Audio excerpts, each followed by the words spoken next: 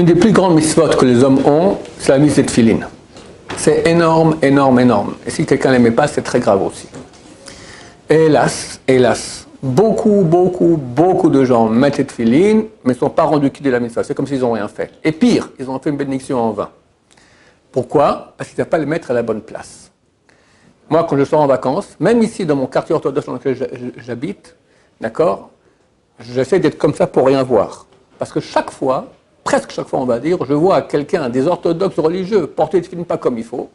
Après, je dois lui parler, lui expliquer, lui arranger les tefillin, etc. D'habitude, ils font un sourire, ils sont contents, d'accord? Pas toujours. Mais je sais, ça c'est dans le monde orthodoxe, religieux israélien. Mais à l'étranger, en France, ou dans des villes où il n'y a pas trop de Torah, d'accord? La majorité, il y a un élève qui m'a écrit, je ne sais pas quoi faire, je dois parler à tout le monde. La majorité des gens ne portent pas bien les tefillin, ratent la mitzvah. Et c'est une chose qu'il faut en parler, et le répéter, et le renvoyer, et le partager, et le redire sans cesse, parce qu'ils ratent la mitzvah. Ils vont toute leur vie, ils ont acheté des beaux... Déjà, il faut acheter un tefillin qui soit cachère. Allez, il a mis le prix, il a acheté un beau tefillin cachère. Alors voilà, ma mon cher ami, tu n'as pas mis de tefillin. Quoi? Regardez, c'est mon fils qui a hérité maintenant, il a des très beaux tefillin. Mais regarde la photo, et on voit que le tefillin, il est descendu un peu depuis les cheveux sur le front. Lorsque les tefillin descendent même 1 millimètre sur le front, la mitzvah n'est pas faite. Il faut absolument que le tefillin soit mis dans la partie où il y a les cheveux, où il y avait les cheveux, quand il était jeune. Parce qu'il y en a qui deviennent calvitie avancée, d'accord? Les cheveux commencent ici à la nuque environ. Alors on peut voir c'est où l'endroit des cheveux ou pas. Il faut que les tefillin soient à l'endroit où il y avait les cheveux, et pas 1 millimètre en moins. On peut les mettre même plus en arrière, jusqu'au sommet du crâne.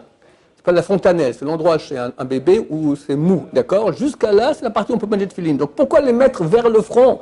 Des fois, le type il le met, après ça glisse, tric, mets-le plus en arrière, prends 1 centimètre, 2 centimètres, ça va.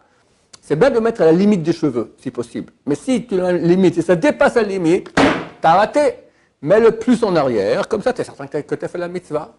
Maintenant, qu'est-ce qu'il faut faire? Si on met trop en arrière, le nœud aussi descend trop bas. Il faut que le nœud, a priori, doit être sur l'os, au-dessus du trou. On a l'os du crâne, après on a un trou. Alors, si on met le nœud dans le trou, c'est valable, mais c'est pas bon. C'est seulement valable a posteriori. A priori, il faut être au-dessus du trou.